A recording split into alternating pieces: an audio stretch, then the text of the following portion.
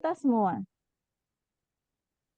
Yang terhormat, Bapak Inyoman Surjana selaku General Manager UIPSBT yang mohon maaf mungkin berhalangan hadir untuk pagi hari ini. Yang kami hormati Bapak-Bapak Senior Manager Bidang UIPSBT. Yang kami hormati Bapak-Bapak Manajer UPP SBT 1, 2, dan 3. Yang kami hormati Bapak Budi Warman selaku Manajer Bidang K3L dan KAM.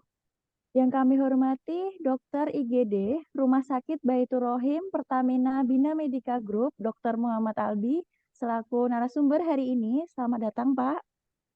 Serta yang kami hormati Bapak Ibu Manajer Bidang dan rekan-rekan UIPSBT, UPP SBT serta seluruh mitra kerja maupun perusahaan-perusahaan penyedia barang jasa kebanggaan yang turut hadir dalam agenda pagi hari ini.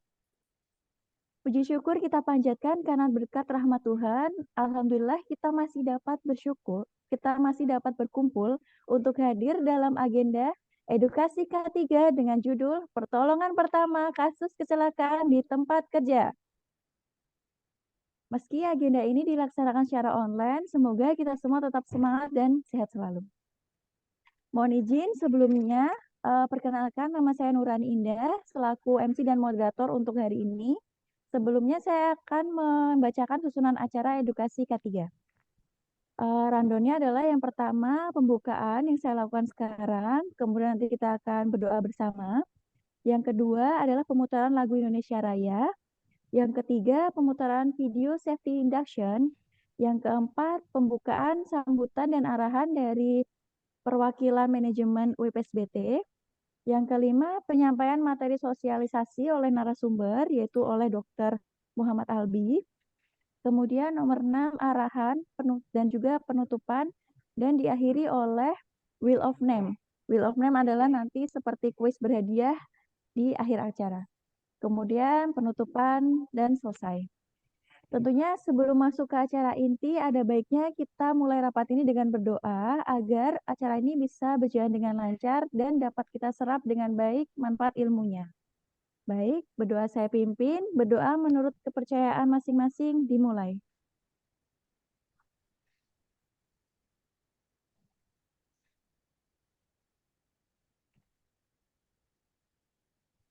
Amin, berdoa selesai. Baik, selanjutnya adalah pemutaran lagu Kebangsaan Indonesia Raya. Mohon para peserta untuk menyesuaikan. Saya persiapkan dulu.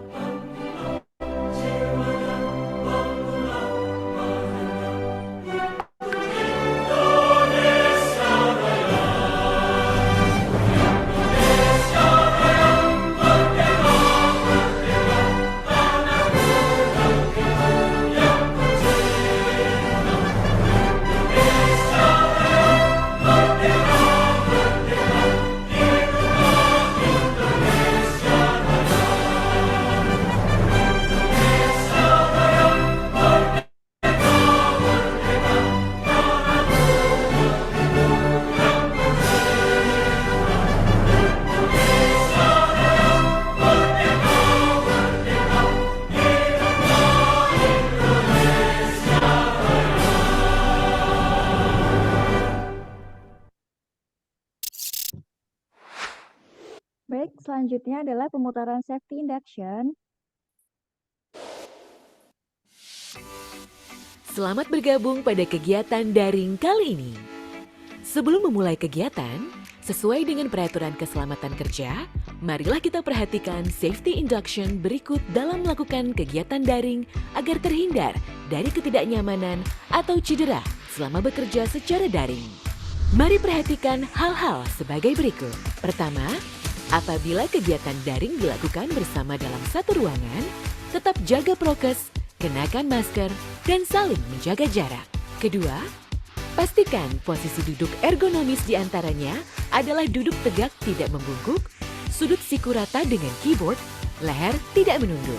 Ketiga, atur pencahayaan dan jarak perangkat monitor Anda agar terhindar dari dampak buruk pada mata seperti radiasi dan mata lelah. Keempat, gunakan aturan 20-20-20. Setiap 20 menit menatap layar, arahkan pandangan sejauh 20 feet atau sekitar 6 meter selama 20 detik. 5. Lakukan peregangan otot di sela bekerja, terutama peregangan pada bahu, leher, dan pergelangan tangan. 6. Perhatikan penggunaan listrik perangkat-perangkat Anda. Jangan membebani stop kontak berlebihan. Perhatikan bahaya yang bersumber dari kabel charger, saklar, kabel, dan perangkat di sekitar Anda. 7. Perhatikan alarm tanda bahaya. Pastikan Anda mengetahui suara dalam bahaya di lokasi Anda. Jika terjadi kondisi bahaya, lakukan evakuasi diri menuju lokasi aman atau titik kumpul atau assembly point jika Anda di gedung perkantoran. Dan ikuti panduan tim tanggap darurat yang bertugas. 8. Hindari aktivitas berbahaya. Tidak melakukan aktivitas lainnya yang membahayakan keselamatan, seperti mengemudi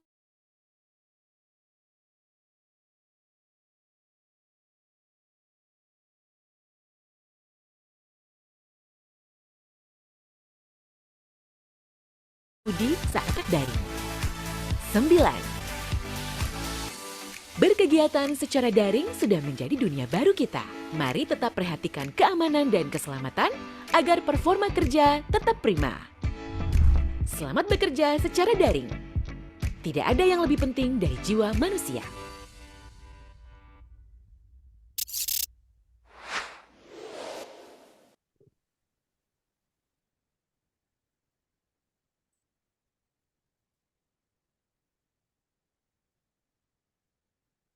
Oke, baik. Selanjutnya adalah pembukaan dan arahan dari perwakilan manajemen PT PLN Persero UIP Sumbakteng.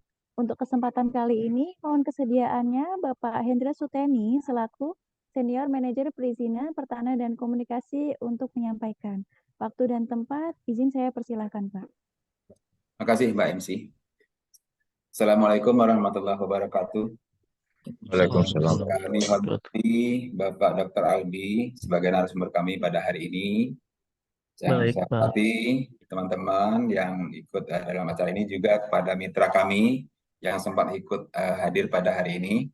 Terima kasih sudah bergabung. Izinkan kami mewakili Pak GM kami membuka acara ini karena Bapak GM sedang tidak berada di tempat. Sebelumnya puji syukur kehadirat Allah Subhanahu wa taala atas kesempatan pada kali ini bagi kita semua dalam keadaan sehat walafiat, tidak kurang suatu apapun. Juga mudah-mudahan pada hari ini apa yang kita upayakan hari ini sebagai upaya kita untuk meminimalisir kecelakaan kerja di tempat kita bisa kita minimalis. Pak Dokter dan teman-teman sekalian, kita memang harus melaksanakan kegiatan ini sebagai upaya kita dalam memenuhi maturity level K3 kita sebagaimana target kinerja kita pada setiap tahunnya. Jadi diharapkan teman-teman bisa hadir lebih banyak lagi mungkin ya pada hari ini. Cuman ya sekarang ada lebih kurang 50 ya yang hadir. Ya patut disyukuri juga masih ada banyak yang hadir pada hari ini. Harapan kami dengan adanya edukasi ini dari narasumber kita, Dr. Albi, bisa meningkatkan pemahaman kita tentang pentingnya K3 di lingkungan kerja kita. Karena kesehatan kerja penting juga, sangat penting saat ini ya, supaya tingkat bisa meningkatkan kinerja kita secara keseluruhan. Dan juga dengan adanya edukasi ini mungkin bisa meningkatkan pemahaman kita bagaimana cara-cara kita melakukan pertolongan jika terjadi kecelakaan di tempat kerja kita. Mungkin itu dari kami. Silakan dilanjut Pak Dr. Albi.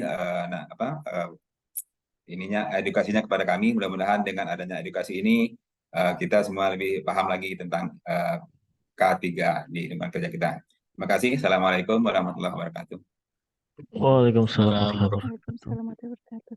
Baik, terima kasih kesediaannya Bapak Hendra Sutani. Baik sekali. Mungkin kembali saya ingatkan bisa dibantu oleh tim. Kita share lagi absensi untuk agenda hari ini. Nanti akan di-share di kolom chat. Juga kepada para peserta rapat bisa memaksimalkan untuk on cam dan juga bisa melakukan penyesuaian penamaan yaitu nama perusahaan garis miring nama terang. Misalnya kalau PLN dari unit mana garis miring nama terang atau dari PT misalnya Twing garis miring nama terang seperti itu untuk dokumentasi acara hari ini.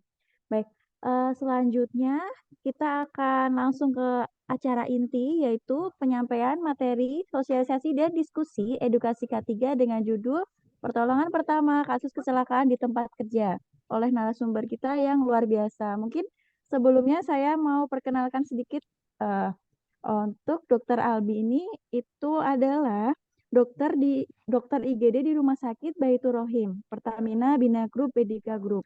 Maaf, Pertamina Bina Medica Group. Nah, Dokter Muhammad Albi ini memiliki sudah menjalani berbagai seminar dan juga pelatihan. Beliau ini sudah menjalani hiperkes dan keselamatan kerja bagi dokter ke perusahaan, kemudian sudah menjalani Advanced Cardiac Life Support atau ACSL dan juga Advanced Trauma Life Support yaitu ATSL. Kemudian beliau ini sudah menjalani Basic Surgical Skill atau BSS Course for General Practitioner dan juga beliau ini adalah Cardiovascular Update 8 SKP IDI. Nah, beliau ini nanti akan membawakan dan edukasi untuk K3 ini kepada Bapak Dr. Muhammad Albi. Waktu dan tempat saya persilahkan. Baik, Bismillahirrahmanirrahim. Assalamualaikum warahmatullahi wabarakatuh. Waalaikumsalam. Salam. Ya, senang sekali ya Pak. Terima kasih yang saya hormati semua jajaran direksi dan semua staf dan semua mitra kerja yang bisa hadir di Zoom pagi ini, Pak. Dan Mbak Ibu-ibu yang lain. Pada kesempatan kali ini nanti saya izin share screen ya Mbak ya. Sebelumnya saya mau memperkenalkan diri. Saya kebetulan Dr. Muhammad Albi Pak, merupakan lulusan Universitas Sriwijaya, tamat tahun 2017 dan kebetulan sudah 4 tahun ini bertugas di instalasi gawat darurat Rumah Sakit Baitur Rahim Jambi. Kebetulan juga saya sering memberikan materi tentang K3 ini ke berbagai perusahaan yang kebetulan bekerja sama dengan Rumah Sakit Baitur Rahim Pak, seperti dari ke Pertamina. Dari minggu kemarin juga saya baru ngasih materi tentang K3 ini. Mengapa saya mengangkat judul ini? Karena sebenarnya memang banyak sekali kasus-kasus yang saya alami di UGD sebagai dokter jaga itu saya merasa resah karena banyak sekali harusnya bisa dilakukan pertolongan awal dan akan mendapatkan hasil lebih maksimal. Cuma masyarakat ini banyak khususnya masyarakat awam ini masih banyak yang belum tahu tentang ternyata kita semua ini siapapun kita bisa menjadi seorang penolong gitu Pak. Jadi pentingnya materi tentang pertolongan pertama pada kecelakaan ini sangat dibutuhkan. Tentunya membantu kami juga para medis sehingga hasil yang didapatkan nantinya pasien setelah diobati akan lebih meningkatkan peluang dia untuk sembuh juga, Pak, Bu. Mungkin langsung saya share screen ya, Mbak. Boleh Pak, silakan. Apakah saya terlihat, Mbak? Sudah terlihat Pak? Sudah terlihat ya. Sudah full ini ya, full screen. Belum full screen kayak belum di slideshow gitu ya. Belum ya? Nah, Oh, ini sudah. sudah, Mbak? Oke, Nah, ini siap. sudah. Baik, Pertolongan pertama pada gawat daruratan. Eh, Sebenarnya pertolongan pertama pada gawat daruratan ini tidak hanya dikhususkan untuk di perusahaan ya Mbak ya, Pak, dan para peserta yang lainnya. Ini sangat bermanfaat untuk bagi yang mendengarkan, ini bermanfaat untuk keluarga sendiri, atau rekan kerja nantinya dimanapun berada. Bahkan kita bisa menolong orang lain misalnya di perjalanan atau kita lagi di mall. Nanti saya akan bahas tentang masalah pertolongan pertama pada henti jantung yang banyak sekali masalah belum banyak mengerti harusnya diapain ya pasien-pasien yang mengalami penurunan kesadaran gitu. Itu nggak perlu dokter sebenarnya, kita semua sebagai terutama yang berpendidikan, semua pegawai-pegawai PLN mungkin yang pastinya semua berpendidikan tinggi, pastinya bisa melakukan tindakan pertolongan pertama pada kecelakaan. Saya garis bawahi di sini pertolongan pertama, sebelum dia ditindak oleh medis. Jadi itu akan memaksimalkan penyembuhan pasien juga. Jadi, sekedar sharing informasi dan ilmu tentang, kecelakaan kerja. Jadi dari Jam Sostek ini menyebutkan bahwa kecelakaan kerja adalah kecelakaan yang terjadi berhubungan dengan hubungan kerja termasuk penyakit yang timbul karena hubungan kerja. Demikian pula yang kecelakaan yang terjadi dalam perjalanan berangkat menuju tempat kerja sampai pulang ke rumah melalui jalan yang biasa atau wajar dilalui. Izin sharing pengertian ini berkaitan dengan mungkin banyak, bahkan pegawai-pegawai PLN mungkin yang banyak yang belum tahu tentang penggunaan kartu BPJS Tenaga Kerja mungkin ya. Jadi kita kan tuh ada, biasanya perusahaan-perusahaan yang besar, perusahaan yang sudah, biasanya para pegawainya itu memiliki BPJS Tenaga Kerja. Nah, inilah yang bisa dilakukan pembayaran oleh BPJS Tenaga Kerja, yaitu kecelakaan kerja. Kecelakaan yang terjadi pada pegawai dari dia berangkat kerja sampai ke kantornya mungkin di PLN dan selama di lingkungan PLN sampai dia pulang ke rumah. Itu yang bisa ditanggung sama jaminan asuransi BPJS Tenaga Kerja. Selain dari itu biasanya ditanggung sama BPJS Kesehatan atau kalau memang kecelakaan misalnya di jalan raya bisa juga ditanggung sama, Jasara Harja gitu. Jadi, pengertian kecelakaan kerja yaitu yang saya sebutkan tadi, dari awal pergi dari rumah sampai di lingkungan kerja, sampai pulangnya lagi. Mungkin nanti, gimana kalau memang ada pertanyaan langsung aja di chat di Zoom atau nanti bisa di sesi tanya jawab. Saya sangat senang kalau ada sharing-sharing sehingga, banyak sekali pengalaman saya memberikan materi tentang ini banyak, pertanyaan-pertanyaan yang jadi mitos atau fakta di masyarakat yang belum terjawab dari sisi medis, itu mungkin bisa ditanyakan di sini nantinya. Saya kasih kesempatan untuk sharing. Kita sharing ilmu aja sini, Mbak. Kebetulan Oke, siap. saya, tim medisnya, saya dokternya. Kalau masalah PLN mungkin ahlinya di sana, mungkin saya sekedar sharing dari sisi medisnya gitu. Oke, Oke, kita baik. lanjutkan. Jadi tujuan pertolongan pertama pada gawat daruratan itu sebenarnya mencegah kematian, Pak, Bu, semua. Kita bukan melawan takdir ya, Pak, ya, cuma sesuatu yang sebenarnya bisa kita cegah atau Eee, akibat kelalaian seseorang gitu kita bisa, menurunkan resiko kematian pada penderita gitu, Pak. Kemudian tujuan kedua yaitu mencegah cedera lebih parah. Harusnya misalnya pasien-pasien yang dengan luka bakar misalnya, kalau kita tidak lakukan pertolongan pertama atau kita tidak tahu melakukan pertolongan pertama, biasanya pasien akan lebih parah nantinya, di fase penyembuhannya. Tapi kalau kita bisa membantu pasien atau teman kita sendiri dengan ilmu yang nanti kita bagikan, itu bisa meringankan atau menurunkan resiko, perburukan pada pasien itu. Kemudian tujuannya juga ini akan mempercepat pemulihan pada pasien yang terkena, atau, mengalami kecelakaan kerja. Jadi 3 itu, mencegah kematian, mencegah cedera lebih parah, dan mempercepat pemulihan para penderitanya. Ini beberapa materi yang akan saya sampaikan insyaallah, Pak, wah ini kira-kira waktunya berapa lama ya, Mbak? Takutnya nanti tolong diingatkan kalau kelamaan ya, Mbak. Soalnya rata-rata slide-nya saya pada banyak gambar aja sih, nggak banyak materi sih. Maksudnya materi-materi teori-teori nggak terlalu terlalu banyak gambar. Nanti diingatin aja ya Mbak kalau waktunya udah Iya. mepet. Mungkin kayak konfirmasi sekarang, izin Pak Hengki, Ya, ini ada batas waktunya, Pak Hengki. Mbak, disesuaikan aja Pak Dokter. Oh, siap 1 jam Mas. atau 1 jam setengah gitu Pak. Oke. Siap, siap Wah, Mas. Siap. mungkin Nanti nggak ingatin Bismillah. aja sampai ya Mbak. lewat makan siang gitu lah ya Pak ya. Soalnya kan hari Jumat Terlalu juga seru nih ya. nanti Jumat. kita sampai Iya, Nah, hari Jumat belajar juga. medis gitu ya siap. Pak. Iya, Oke, siap. lanjut Pak. Disclaimer juga Mbak untuk materi kali ini sebenarnya kalau saya biasa ngasih materi itu biasanya sama praktek sekalian. Cuma kalau kita ada terbatas Zoom atau mungkin nanti PLN bisa mengundang Baitur Rahim untuk melakukan praktek langsung bisa dikabarin aja. Ini kita materi untuk teoritisnya ya Mbak ya. Karena sebenarnya baiknya ini memang harus dipraktekkan. Tapi untuk kali ini nggak apa-apa kita sharing ilmu mengenai yang pertama tentang henti jantung, kemudian penanganan luka, kemudian tentang bagaimana pertolongan pertama pada luka bakar dan pada tersengat listrik dan tersedak. Baik, kita mulai dari awal ya Mbak dan Bapak-Bapak sekalian. Saya izin memberikan salah satu video berita yang pernah terjadi. Apakah terlihat masih Mbak jelas video slide saya? Slide-nya terlihat, coba di play Pak. Oh, oke. Oke, bagus. Tapi Izin nggak ada suaranya ya menyaksikan. Pak ya? Oh, nggak ada suara ya?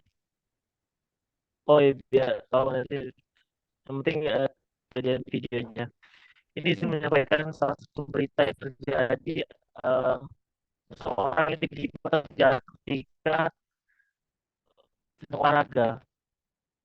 Kita lihat sama-sama dia tiba-tiba terjadi henti jantung sepertinya atau penurunan kesadaran. Kita lihat sekarang tidak ada yang tahu bagaimana awalnya. Pada bingung semua dan itu padahal nggak tahu mau diapain pasiennya. Nah, dengan kondisi seperti ini kan pasti akan memperburuk kondisi pasiennya.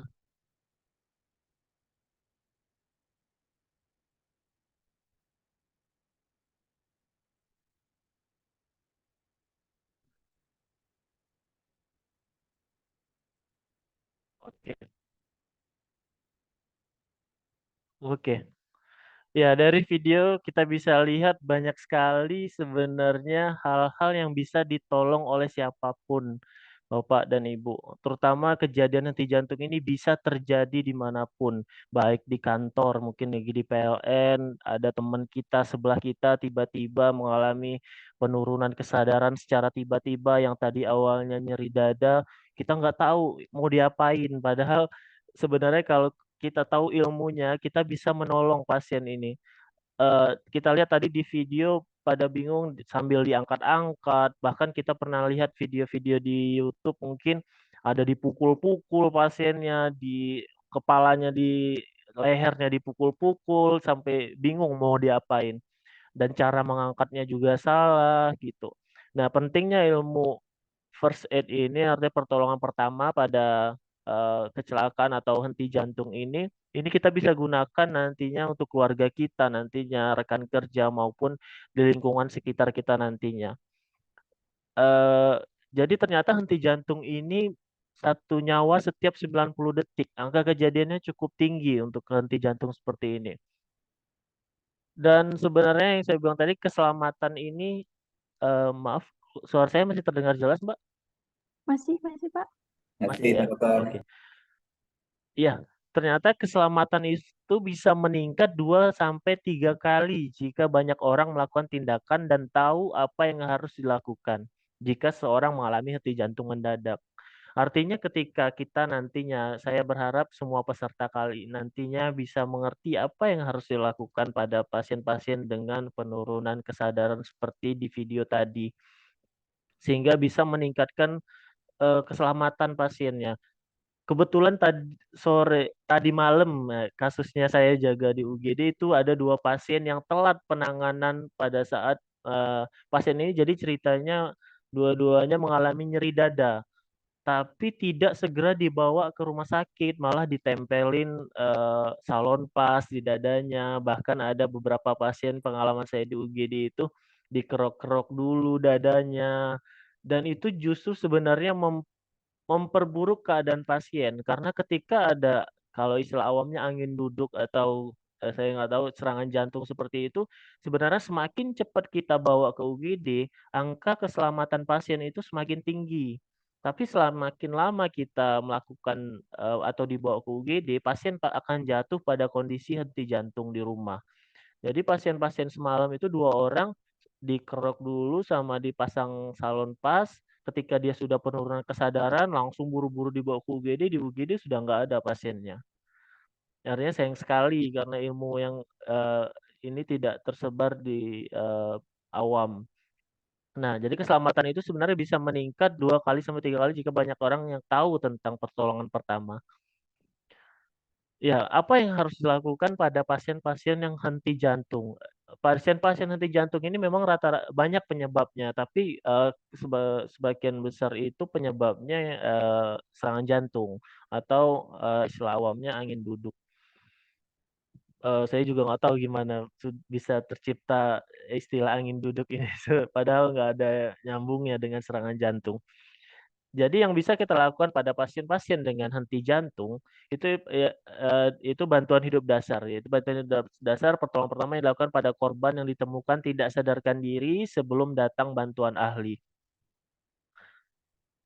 Jadi saya ambil case ya, misalkan di PLN misalnya sedang bekerja atau sedang rapat misalnya, tiba-tiba ada atau lagi sendirian di hall kantor misalnya, tiba-tiba, contoh Mbak Nurani misalnya ketemu pasien tidak sadarkan diri. Apa yang harus dilakukan? Paling kadang kan kita panik sendiri dan lain-lain. Nah, jadi langkah yang ini langkah-langkah yang saya buat ini bukan kata saya, tapi sudah berdasarkan para ahli yang membuatnya, Mbak, dan bapak-bapak sekalian. Jadi memang ini prosedur standar yang diterapkan di seluruh dunia untuk penanganan henti jantung.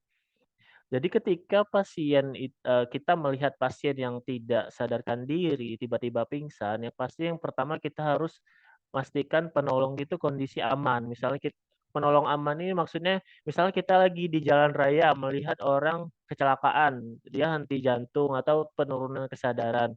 Kita jangan melakukan pertolongan di tengah jalan. Jadi kita amankan dulu posisi kita.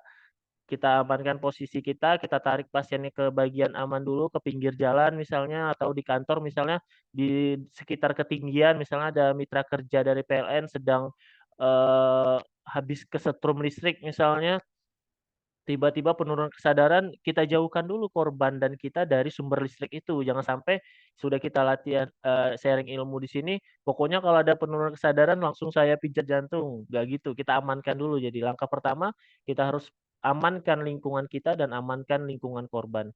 Kemudian kita cek respon pasiennya, kita tepuk dan guncang bahunya dengan memanggil, "Pak Pak, Bu Bu, kita lihat kesadarannya, apakah sadar atau enggak?" Kalau misalnya pasien yang masih sadar, ya alhamdulillah kita, segera aja langsung bawa ke, klinik atau, layanan kesehatan yang, gawat darurat gitu. Kemudian panggil bantuan tetap. Langkahnya ini memang diurutkan. Jadi amankan pasien, cek respon pasien, harus panggil bantuan karena tindakan ini kalau kita lakukan sendirian akan sangat sulit. Jadi misalnya kita lagi sendirian, kemudian menemukan pasien tidak sadar, setelah kita cek responnya pasiennya tidak sadar, kita harus tetap panggil bantuan. Kalau misal pun kita sendirian, kita bawa handphone, kita telepon seseorang yang bisa membantu dengan kondisi loudspeaker. Jadi handphonenya kita taruh, tetap kita lakukan penanganan pada pasiennya. Jadi sambil kita telepon, teleponnya berbunyi, minta tolong, sambil kita lakukan tindakan pada pasiennya. Tetap panggil bantuan, call for help. Jadi setelah kita melakukan telepon bantuan atau kebetulan ada teman sekitar yang datang, hal yang selanjutnya kita lakukan yaitu cek pernafasan dan nadi korban. Yang pertama, pasiennya kita lihat bernafas atau tidak. Bernafas atau tidak ini kita bisa lihat dari dinding dadanya. dinding dadanya ini mengembang apa tidak, kita raba di sekitar hidungnya, ada aliran nafas apa enggak, kemudian kalau memang kita pasien-pasiennya agak kurus atau, yang masih agak kurus biasanya kita bisa cek nadinya. Nadinya itu di leher, biasanya kalau pada pria ada jakunnya, digeser sedikit 2 jari, itu akan keraba nadi karotis namanya. Itu kita cek nadinya di situ. Tapi kalau pada orang gemuk biasanya agak sulit memang kalau orang awam yang melakukan pemeriksaan. Tapi kalau pasien-pasiennya kurus biasanya lebih mudah. Nanti kita raba denyut nadinya selama 5 sampai 10 detik, ada nggak denyut nadinya di leher? Kalau masih ada berarti pasiennya nadinya teraba, tapi kalau tidak ada, nafas tidak ada, nadi tidak ada, berarti nanti akan kita lanjutkan ke penanganan selanjutnya. Tapi kalau misalnya kita sulit meraba nadinya atau kita merasa masih awam untuk meraba nadi, patokannya hanya pasien ini pingsan mendadak dan tidak bernafas misalnya. Kalau kita lihat dia tidak bernafas, boleh lanjutkan pertolongan pertamanya tanpa harus mengecek nadi. Kalau memang sulit bagi yang awam untuk mengecek nadinya di bagian leher. Kenapa harus di bagian leher? Karena ketika pasien-pasien henti jantung, nadi tidak akan teraba lagi di bagian, biasanya kita ngecek nadi di bagian tangan ya. Cuma pada pasien-pasien henti jantung akan sangat sulit kita mendeteksi nadi di bagian tangan, lebih mudah kita cek di bagian leher. Nah, ketika kita melihat pasiennya sudah tidak ada nafas, tidak ada nadi, hal yang harus kita lakukan yaitu lakukan kompresi dada. Kita bayangkan video yang kita tonton di awal tadi. Ketika kita melihat seorang misalnya lagi main bulu tangkis, tiba-tiba dianya penurunan kesadaran seperti di video, hal yang kita lakukan sebenarnya harusnya kita cek respon dulu eh, pasien tadi. Bapak-bapak kalau tidak ada respon kita cek nadinya, nafasnya. Seharusnya kalau ada salah satu teman yang tadi tahu, dia akan memulai pijat jantung, bukan mengangkat-ngangkat atau eh, cara menepuk-nepuk punggung. Hal yang harus dilakukan yaitu kompresi dada. Kompresi dada atau pijat jantung. Kalau dari istilah medis atau di luar negeri CPR namanya. Frekuensinya 100 sampai 120 kali per menit. Ini maaf sebelumnya saya hanya bisa kasih teori, sebenarnya harus dipraktekkan langsung sama manekin biar tahu sensasinya lebih baiknya. Frekuensi 100 sampai 120 kali per menit, kedalaman 5 sampai 6 cm, berikan kesempatan untuk dada mengembang kembali sempurna, seminimal mungkin melakukan interupsi. Maksudnya di sini banyak gangguan, nggak perlu pasiennya dikasih minum lah, dikasih minyak angin lah, nggak bisa, karena kita mainannya waktu. Semakin Bapak benar melakukannya dan minimal interupsi semakin baik pada pasiennya. Jadi nggak perlu dikasih minyak angin, nggak perlu dikasih apa-apa ke tubuh pasiennya. Cukup lakukan kompresi. Posisinya seperti yang digambar yang saya berikan. Lengan tegak lurus di bagian dada pasien. Kalau misalnya pada pria biasanya sejajar dengan puting susu. Tapi kalau pada wanita mungkin bisa tetap fokus kita di bagian tengah dada ini. Itu lokasi penekanannya. Dan gunakan berat badan tubuh untuk menekan ke bawah. Jangan sampai takut melakukan ini, karena ini diperbolehkan dari sisi medis dan dari sisi hukum, karena kita membantu pasien. Jadi jangan ragu untuk melakukan tindakan kompresi ini. Dan ini sangat membantu pasien kalau memang kita benar melakukannya.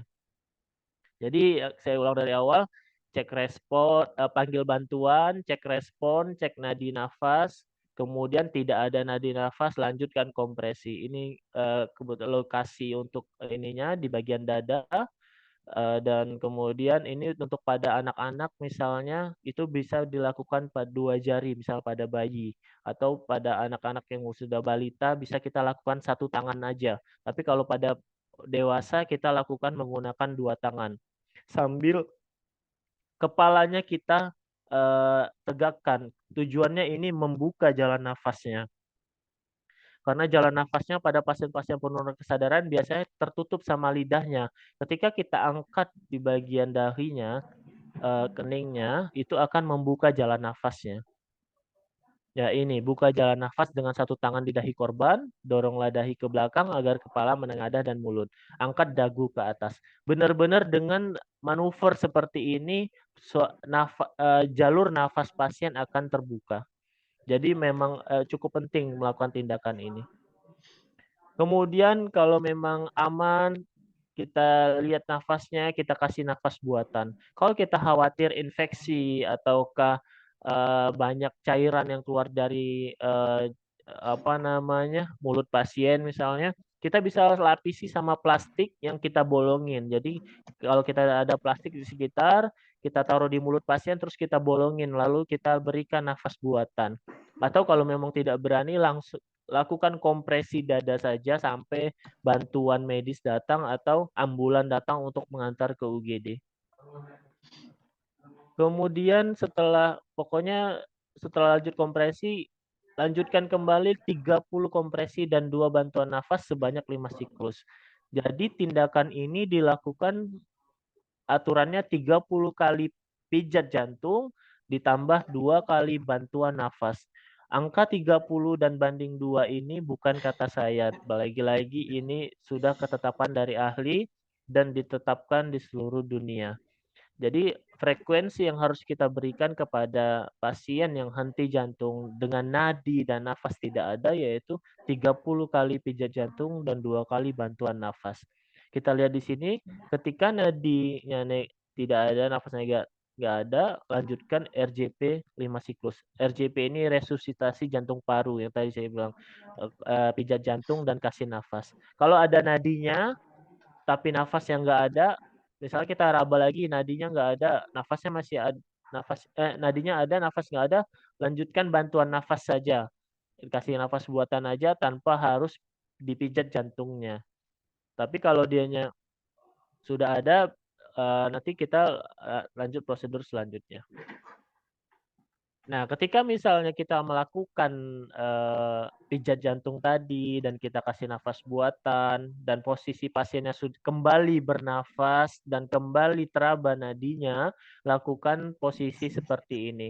Kita angkat lengannya, kemudian kita miringkan ke bagian kiri atau kanan kita. Ini namanya recovery position sampai tim medis datang. Ini adalah pertolongan awal yang saya bilang tadi, boleh dilakukan siapapun sampai tim medis datang atau sampai ambulan datang untuk merujuknya ke instalasi gawat darurat. Ini yang bisa dilakukan. Dan ini ketika misalnya Mbak atau Bapak-bapak bisa sampai di posisi ini, saya yakin kalau pasiennya sembuh nantinya di rumah sakit akan berterima kasih kepada Bapak dan Ibu semuanya. Apalagi itu keluarga kita sendiri, kita akan puas. Prinsip saya selalu di UGD, kita bukan tentang ajal, semua di tangan Allah, cuma masalah pengobatan pasien harus kita lakukan maksimal dulu. Kalau sudah maksimal dan hasilnya tetap meninggal, itu bukan kuasa kita lagi. Dan alangkah jeleknya ketika pasien meninggal akibat ketidaktahuan kita tentang ilmunya yang tidak tahu. Itu prinsipnya. Jadi semoga peserta kali ini dan mungkin nantinya bisa peserta lebih banyak lagi bisa menerapkan teori-teori atau sharing ilmu yang saya berikan hari ini. Kemudian misalnya tapi nanti nadinya misal tidak ada, nafasnya tidak ada, Bapak dan Ibu sudah melakukan bantuannya seperti tadi dan tidak ada respon sama sekali, sudah lelah atau memang nggak ada respon, inilah tanda-tanda kematian. Jangan menyatakan korban meninggal. Amannya sih sebenarnya kalau memang ragu bawa ke UGD, nanti kita rekam jantung, kita pastikan dengan rekam jantung dan dokter yang memutuskan oh iya ini udah meninggal. Tapi kalau misalnya tidak mau membawa UGD, misalnya jarak jauh, tanda-tanda kematian misalnya yaitu harus diakui oleh 2 orang, nafas berhenti, nadi tidak berdenyut setelah bantuan tadi, pupilnya melebar. Jadi lihat aja di mata pasien itu, kalau pasien-pasien dengan kematian atau meninggal, biasanya pupilnya melebar. Itu tanda-tanda kematian. Semoga lebih banyak tahu. Mungkin nanti kalau ada yang ingin ditanya silakan di chat tentang materi henti jantung tadi. Kita lanjut dulu ya, Mbak, ke materi Dokter, selanjutnya. oh ya, mungkin izin Pak Dokter, ada yang Ya. minta apakah materinya bisa di-share? Oh, boleh, boleh. Boleh. Nanti minta izin ya, Pak. Bisa di-share. Oh, siap. Siap, siap, siap. Sih. Nanti ya, Mbak. Via WA aja. Ya. Oke. Ya, kita lanjut dulu ya, Mbak. Nanti kalau ada pertanyaan, kita di sesi yang selanjutnya. Oke. Kemudian penanganan luka. Tadi ketika sudah henti jantung, semoga bisa terselamatkan pasiennya penanganan luka. Kita tahu bahwa luka itu artinya dari sisi medis robeknya jaringan pembuluh darah di bawah kulit akibat trauma. Trauma ini bisa trauma panas atau benda tumpul atau benda tajam sampai luka api gitu, luka bakar termasuk luka juga. Itu jenisnya luka memar, luka sayat, luka robek, luka tusuk, luka bakar. Nah, yang penting pada luka yang terjadi pada tubuh seseorang yaitu bukan tentang lukanya, tapi tentang perdarahan yang terjadi akibat luka tersebut. Yang bikin pasien meninggal itu bukan masalah besar kecilnya luka, tapi seberapa besar perdarahan yang terjadi pada pasien itu. Sedikit sharing tentang contoh pasien saya. Ada pasien waktu itu ke UGD, dia habis ditusuk sama seseorang gitu. Tusukannya itu di bagian paha pasien, hanya kecil sekali. Karena namanya luka tusuk, jadi hanya lebarnya sedikit banget. Kalau kita mikirnya luka tusuknya ini kan hanya kecil nggak akan bikin mati. Ternyata pasien ini setelah ditusuk dianya berlari, bersembunyi. Sampailah perdarahan terus terjadi sampai pas saat UGD itu celana jeansnya itu bisa diperas isinya darah semua. Artinya dan akhirnya pasiennya telat pertolongan sampai meninggal dunia, padahal usianya masih 18 tahun gitu. Eee, jadi poin yang ingin saya sampaikan di sini bukan tentang besar kecilnya luka, tapi seberapa besar perdarahan yang terjadi pada pasien itu akibat luka yang terjadi. Jadi sebenarnya Allah itu menciptakan kita dengan sangat sempurna. Kita ini ada mekanisme namanya pembekuan darah. Ketika kita luka, misalnya tersayat pisau, biasanya akan tiba-tiba darah kita berhenti gitu. Itu karena adanya trombosit dalam darah yang menjadi zat pembeku darah. Tapi pada pasien-pasien misalnya dengan kelainan darah, dengan tidak adanya zat pembeku darah, misalnya pasien-pasien dengan kanker darah itu biasanya ketika dia mimisan akan sulit berhenti perdarahannya karena zat trombositnya itu yang kurang atau zat-zat pembekuan lainnya itu yang tidak ada.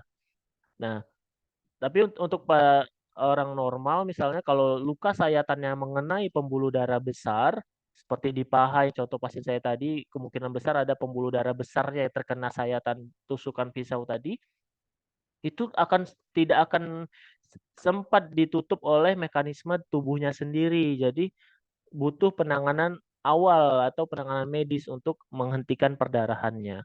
Jadi kalau luka-lukanya kecil insya Allah masih aman, tapi kalau kita nggak tahu luka di dalam itu mengenai pembuluh darah besar atau enggak. Jadi perlu tetap kita ada pengetahuan tentang bagaimana penanganan pada luka robek. Langkah-langkah penanganan perdarahan. Misalkan di lingkungan kerja PLN atau mitra kerja sedang memperbaiki listrik kah, atau menggunakan benda-benda tajam, tiba-tiba tersayat di bagian misalnya di bagian tangan ini ada pembuluh darah besar. Itu nggak bisa sembarangan. Jadi langkah-langkah penanganan yaitu beri penekanan pada luka. Tujuan penekanan biar pembuluh darah yang misalnya robek itu bisa ditekan dan akan memaksimalkan zat trombosit tadi pembekuan darah bekerja.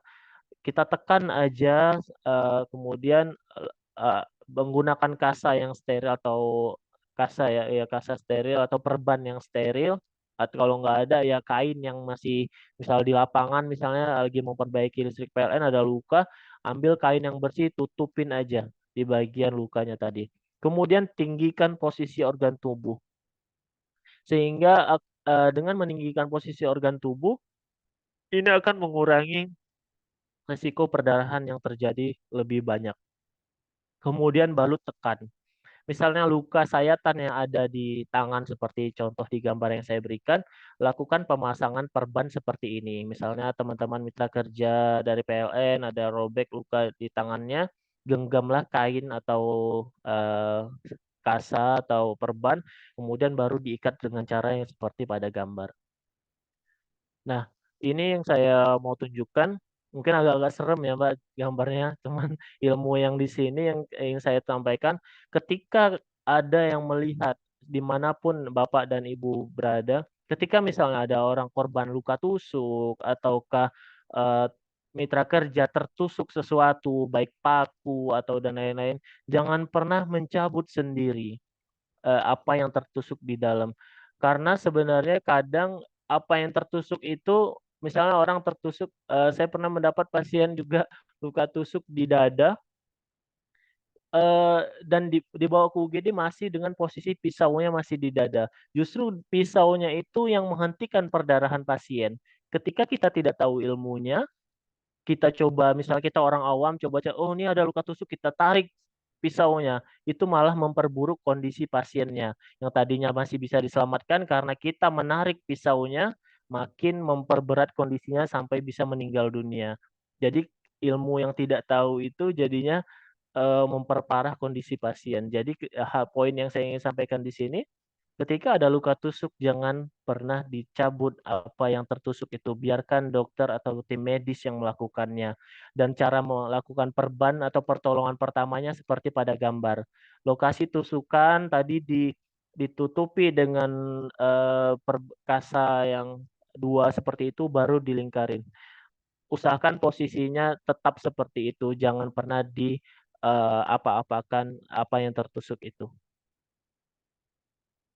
Dan misalnya ketika kita sudah balut tekan atau kita sudah kasih kasa yang kenceng, biasanya pada luka-luka amputasi misalnya terpotong jarinya atau tangannya pada saat tindakan, hal yang bisa kita lakukan selanjutnya itu memberikan, pengikatan pada sendinya. Misalnya pada contoh gambar ketika ada perdarahan yang terus mengalir seperti ini, kita ikat di bagian, yang lebih atas pada pembuluh darahnya. Itu kita harapkan perdarahan bisa berhenti. Dan ketika kita sudah mengikat seperti ini, jangan pernah coba-coba membukanya lagi sendiri. Biarkan dokter atau tim medis yang di rumah sakit yang melakukan pembukaannya. Jangan sampai coba-coba sudah diikat sama seseorang kita buka, itu darahnya akan mengocor deras banget karena penekanan itu. Jadi ketika tourniquet atau alat yang sudah diikatkan jangan pernah melakukan, dibuka selain dokter yang melakukannya. Nah ini khusus pada jari-jari atau misalnya cara misalnya ada putus di tangan misalnya.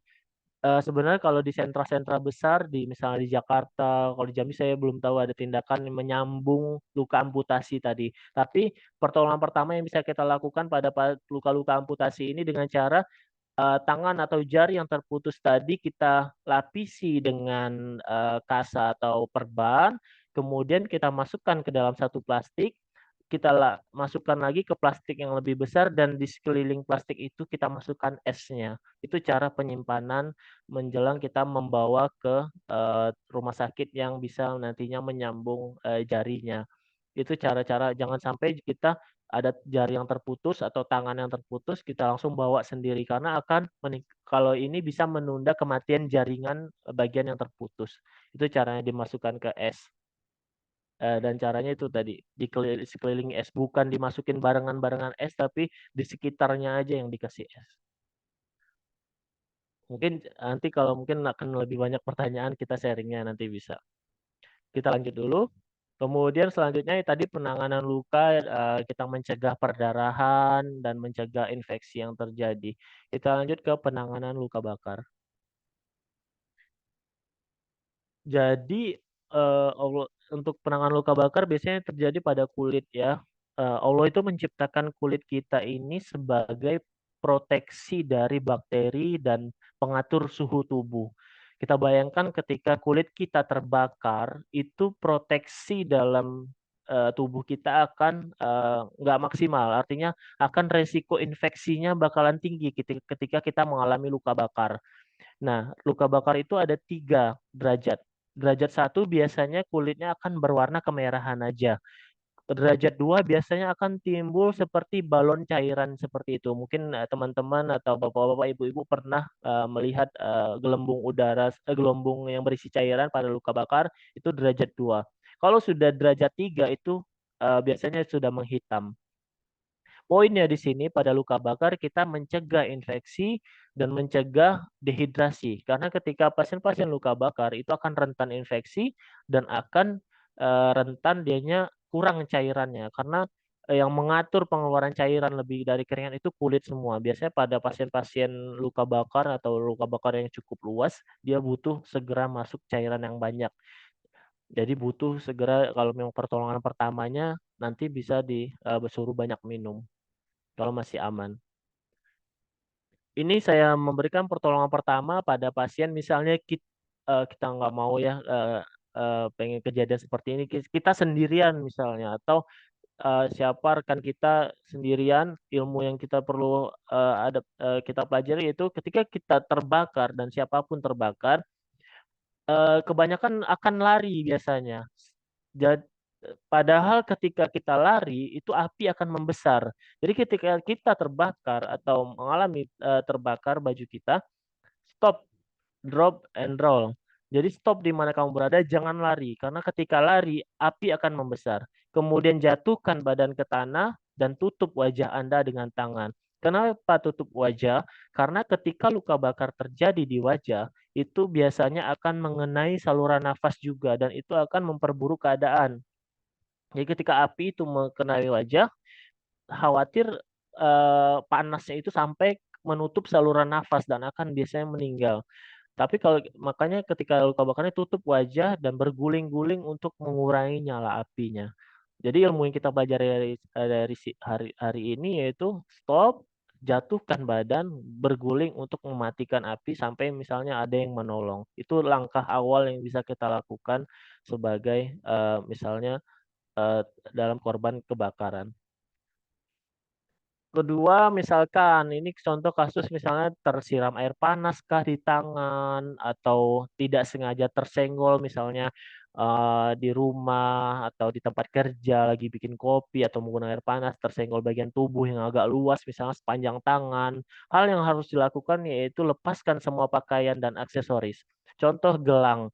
Gelang itu harus dilepaskan karena biasanya karena gelang itu bisa menghantarkan panas. Ketika kita tidak lepaskan, biasanya panasnya itu akan terus mengalir ke bagian kulit makin dalam. Jadi harus lepaskan semua pakaiannya, gelangnya di sekitar tangan tadi. Kemudian tidak ada di sini yang mengambil odol atau minyak-minyak kayu putih atau minyak-minyak lain. Kebanyakan orang awam biasanya dicari odol lah, dicari batu es.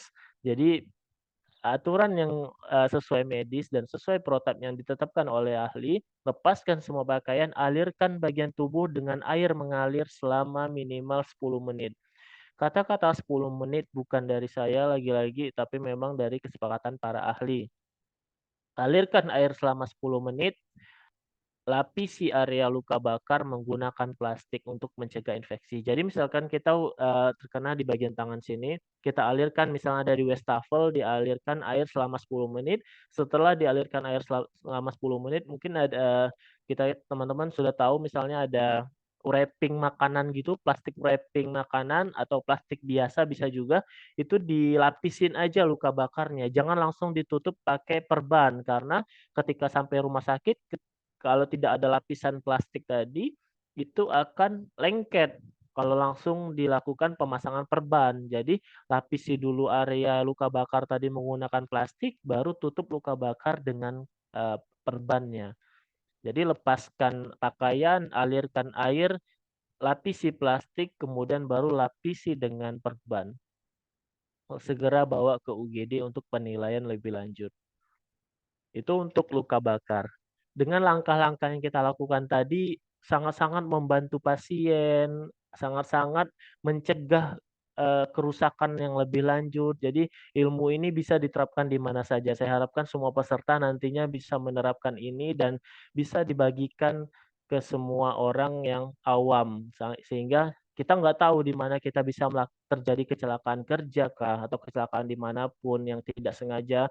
Ketika kita tahu ilmunya, kita bisa bantu meringankan, eee, penderitaan pasien itu tadi. Kemudian tersengat listrik ini sangat berkaitan dengan PLN. Poin yang sangat saya sampaikan di sini kenapa, eee pasien-pasien dengan luka bakar itu masih bisa bertahan dibandingkan orang dengan tersengat listrik. Ternyata kenapa orang tersengat listrik bisa langsung mati? Nah, itu karena dari sisi medis ada ambang, voltase yang bisa bikin, pasien itu ternyata di tubuh kita ini yang mengandung listrik itu yaitu diantaranya otot, otak, dan jantung. Yang lebih bahaya itu jantung. Ketika alirannya ini bisa lihat di sini, di atas 25 miliampere itu bisa sudah mengganggu listrik jantung. Jadi ketika sudah ambang listriknya sudah tinggi sekali, saya kurang tahu masalah listrik mungkin nanti, saya bisa tanya-tanya tentang teman-teman di PLN tentang bagaimana arus listrik itu. Tapi dari sisi medis ketika orang tersengat listrik akan beresiko ototnya akan berkontraksi dengan kencang, makanya kita biasanya, kita ketika menyolok televisi misalnya kesetrum, itu otot kita terasa kencang karena di otot ini ada bagian listriknya. Sehingga listrik yang masuk itu akan mengganggu kelistrikan yang di bagian otot. Kemudian di jantung, yang kita khawatirkan di jantung. Makanya ada banyak, pasien-pasien, dengan luka stroom itu langsung meninggal. Kemungkinan besar arus yang terjadi itu sudah mengganggu irama jantung, sehingga pasien langsung meninggal. Jadi pertolongan yang bisa kita lakukan yaitu yang saya bilang tadi, kesulitan bernafas, biasanya pasien-pasien setrum itu, sampai di ambang serius itu bisa langsung meninggal dunia. Jadi sebelum menolong, pastikan jangan sentuh korban jika masih berhubungan dengan arus listrik. Jadi jangan coba-coba ketika pasien kesetrum kita langsung nolong, langsung pegang pasiennya. Itu tubuh kita ini ternyata penghantar listrik. Jadi ketika kita ada korban tersetrum, kita coba menolong, langsung megang orangnya, itu akan memperparah, kita akan bisa tertular atau tertular, bukan, arus listriknya bisa pindah ke kita juga. Jadi jangan sentuh korban jika masih berhubungan dengan arus listrik. Jangan dekati kabel tegangan tinggi sampai listrik dimatikan, jangan goyang badan korban kecuali dalam bahaya langsung, kemudian berada setidaknya, 6 meter dari, jarak korban. Hal yang harus dilakukan yaitu matikan sumber listrik, jauhkan dengan benda kering konduktor seperti kayu dan karton. Jadi matikan dulu sumber listriknya, matikan sumber listriknya, kalau misalnya kita, sulit kita untuk mencabut dan lain-lain, pukul aja pakai kayu. Poinnya harus matikan arus listriknya dulu.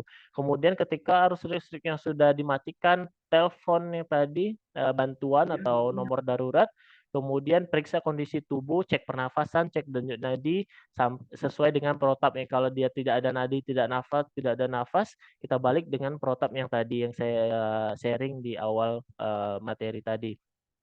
Jadi pasien-pasien ini disesuaikan dengan kondisi setelah tersengat listriknya. Tetap harus dibawa ke UGD. Poinnya tadi jangan sentuh pasien dengan tersengat listrik. Itu untuk tersengat listrik, kemudian tersedak.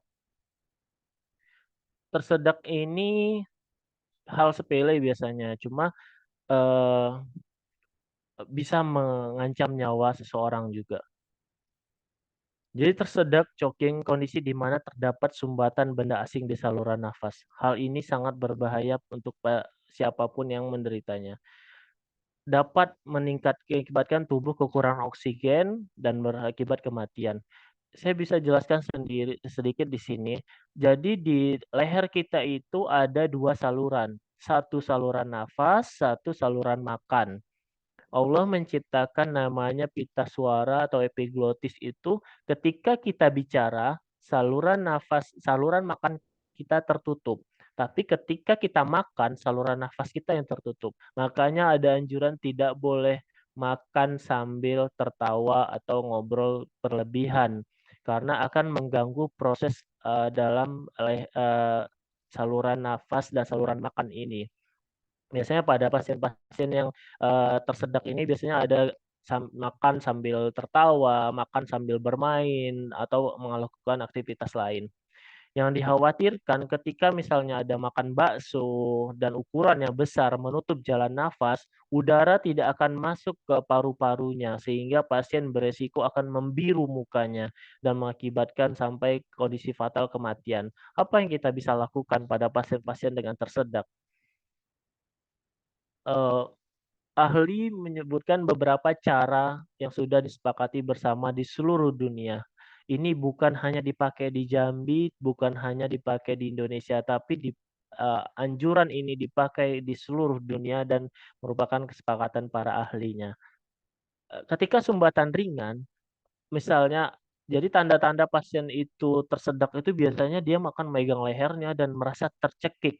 Mungkin banyak video-video yang kita pernah lihat di media sosial, anak yang bisa tiba-tiba nggak bisa bernafas, yang keluarganya panik. Nah, jadi ketika sumbatan ringan, tidak ada anjuran pemberian air minum ketika tersedak. Jadi ketika pasien tersedak, memberi air minum justru akan memperparah kondisi pasien. Misalnya sumbatannya sudah besar, nanti akan pasien akan bisa masuk ke saluran pernafasan airnya itu. Jadi ketika sumbatan ringan, suruh pasiennya untuk batuk-batuk dulu. Misalnya ada pasien tersedak di sebelah kita misalnya, "Bapak batuk-batuk dulu, Pak." Ketika batuk-batuk gagal, lakukan tindakan back blow atau tepuk punggungnya. Suruh berdiri, tepuk punggungnya sebanyak 5 kali, bukan 3 kali, bukan 7 kali, 5 kali. Memang sudah anjuran dari ahlinya. Ketika tepuk punggung gagal, lakukan tindakan chest thrust atau abdominal thrust seperti pada gambar. Masih gagal, lanjutkan 5 pukul punggung, 5 dilakukan abdominal thrust tadi. 5 pukul punggungnya, 5 kali seperti ini. Itu akan membantu mengeluarkan apa yang tersedak tadi. Dan ketika kita sendirian misalnya tersedaknya, cari kursi seperti pada gambar, lakukan penekanan pada ulu hati. Itu akan bisa mampu mengeluarkan makanan yang tersumbat tadi. Dan ini pada bayi. Dan ketika misalnya ada keluarga kita, bayi atau anak-anak yang bisa mengalami tersedak, lakukan manuver seperti pada gambar. Jadi pukul punggungnya, abdominal thrust kalau pada bayi seperti pada gambar, kalau kita sendirian cari kursi atau benda keras lainnya untuk memukul mendorong di bagian ulu hatinya. Bagusnya memang dipraktekkan. Cuma dari gambar semoga bisa terbayang apa yang harus Bapak dan teman-teman lakukan. Ini untuk pada ibu hamil pun bisa kita bantu, dipeluk dari belakang, kita tekan bagian ulu hatinya pada anak-anak dan pada bayi seperti pada gambar. Terakhir, ini mungkin quotes dari Greslow, setiap orang di seluruh dunia memiliki kemampuan untuk menyelamatkan suatu kehidupan atau menyelamatkan orang lain dan merupakan bagian dari awal untuk solidaritas. Kemudian ilmu tentang first aid ini atau pertolongan pertama ini seharusnya dimiliki oleh semua orang tanpa terkecuali. Jadi karena sangat membantu semua orang. Bobby Sherman merupakan suatu penyanyi terkenal dan dia juga paramedis. Dia memberikan quote seperti ini, "Take some time to learn first aid and CPR. It saves lives and it works." Mungkin itu dari saya, Mbak. Terima kasih. Mungkin ada pertanyaan nantinya bisa di-sharing di sini, dan semoga sharing ilmu yang saya berikan bermanfaat untuk semua orang dan saya di UGD misalnya menerima pasien ini sudah dilakukan pertolongan pertama nantinya. Terima kasih. Wassalamualaikum warahmatullahi wabarakatuh. Waalaikumsalam warahmatullahi wabarakatuh. Waalaikumsalam warahmatullahi wabarakatuh. Amin. Baik, baik sekali ya, Bapak Dokter. Nah, ini adalah kita buka untuk seksi tanya jawab atau diskusi ya. Untuk rekan-rekan sekalian dari PLNers maupun dari mitra kerja, kita buka sesi tanya jawab. Mungkin 2 pertanyaan dulu boleh? Ada yang mau ditanyakan? Sekaligus bisa sambil nyicil ya, teman-teman sekalian bisa mengisi absensi yang telah di-share di kolom chat. Nantinya orang yang sudah mengisi absensi itu nama-namanya akan masuk di Wheel of Name. Nanti Wheel of Name ini akan diundi. 3 orang yang namanya keluar di Wheel of Name akan mendapat hadiah yang menarik. Baik, sambil menunggu, boleh Bapak Ibu kalau ada pertanyaan?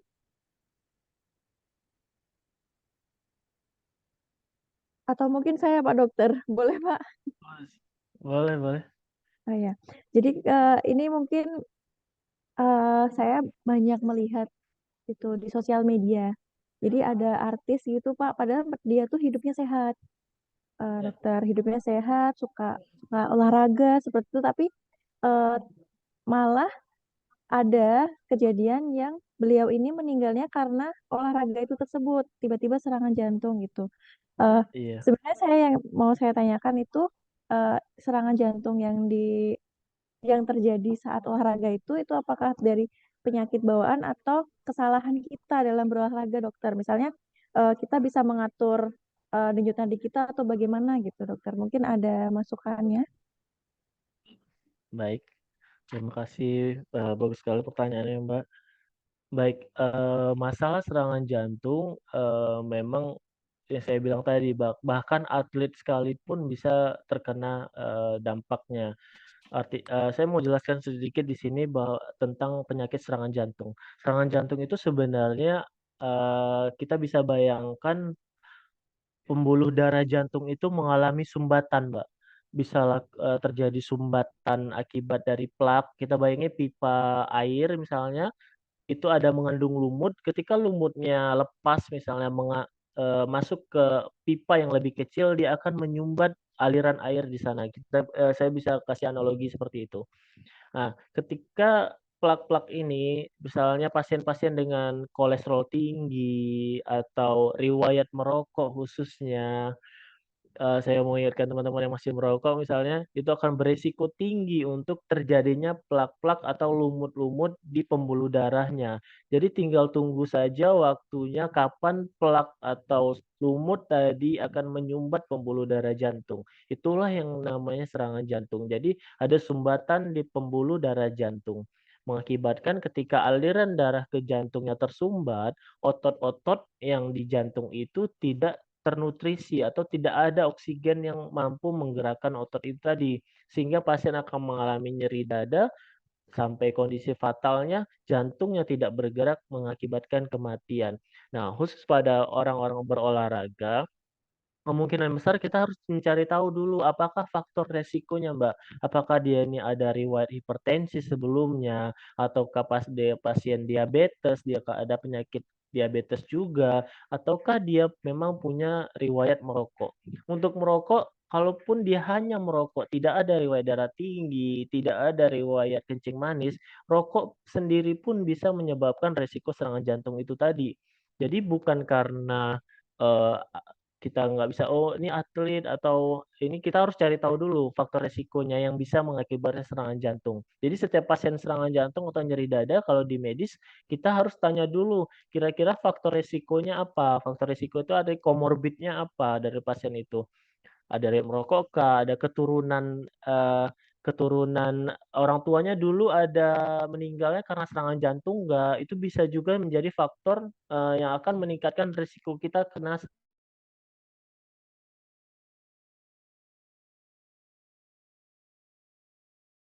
Kita harus mencari tahu itu dulu. Nah, itu yang dari pertanyaan Mbak tadi, itu karena olahraganya atau karena pasiennya? Pertama kita harus cari tahu komorbidnya dulu, cuma kejadian serangan jantung memang sering terjadi pada saat aktivitas memang, Mbak, terutama aktivitas berat. Karena ketika kita beraktivitas berat, kontraksi otot jantung itu akan lebih cepat.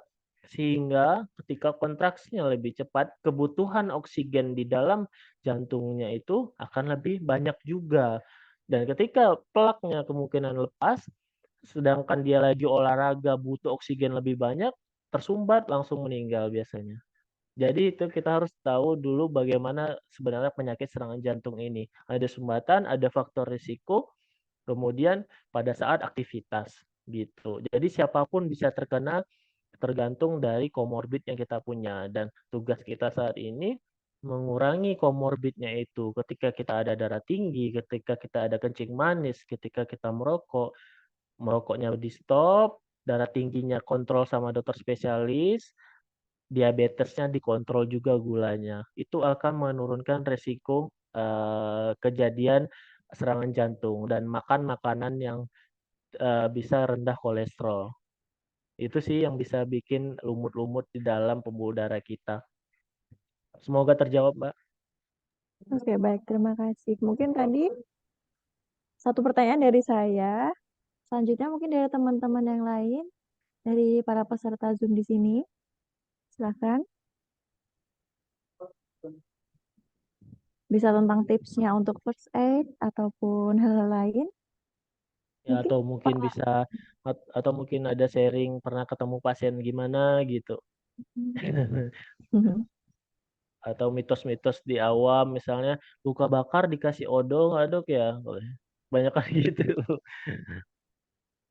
Padahal nggak boleh gitu. Oh iya, boleh dok.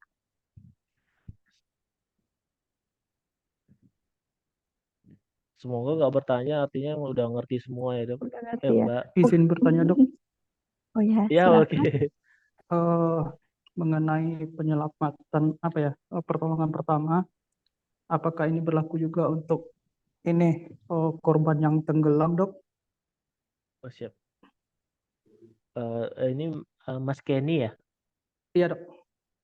Oh iya, siap. Mas Kenny, terima kasih pertanyaannya. Ya, yang saya sharing tadi Mas mengenai henti jantung itu berlaku untuk semua kondisi Pak. Cuma kalau pada korban-korban tenggelam kita banyak lihat video korban tenggelam itu ditarik, kemudian ada video kemarin diangkat kakinya, digoyang-goyang sampai bawah. Sebenarnya itu Iya, maksudnya penanganannya yang itu sangat apakah fokus kita itu untuk mengeluarkan cairan yang terminum dulu kah atau untuk apa gitu dok? Yang kita tangani enggak, di awal. oh enggak. Fokus kita tetap sesuai dengan urutan tadi Pak. Kita memastikan dulu kondisi pasiennya. Apakah ada henti jantung. Kalau misalnya nadinya sudah Oh iya tidak ada, betul. berguna tidak berguna lagi kita untuk masalah cairan yang masuk. Cairan yang masuk itu bukan hal yang maksudnya yang lebih penting itu jantungnya, Pak. Jadi tetap ketika ada pasien dengan tenggelam, amankan posisi kita dan amankan pasiennya. Tarik pasiennya ke daratan, kita nilai dulu, cek responnya, kita panggil bantuan, tetap urutan tadi harus dilakukan. Cek respon, cek nafas, cek nadi. Kalau tidak ada nadi, lakukan tindakan pijat jantung tadi. Masalah air yang masuk itu nanti akan dilakukan di tahap selanjutnya di bagian medisnya, Pak. Tidak ada kepentingan orang awam yang memberikan pertolongan pertama untuk mengeluarkan airnya. Artinya fokusnya tetap yang tadi, cek nadinya. Kalau tidak ada nadi, lakukan kompresi atau pijat jantung. Itu yang lebih membantu pasien daripada berusaha mengeluarkan cairan dari paru-parunya. Gitu sih, Mas. Tetap Oke, tahapannya yang seperti terima tadi. kasih dok atas Iya, penjelasannya. Baik, sama-sama sudah Mas. terjawab ya Semoga Pak. terjawab. Ya, ada lagi pertanyaan dari para peserta Zoom. Ini mumpung ada Dokter Albi nih di sini nih.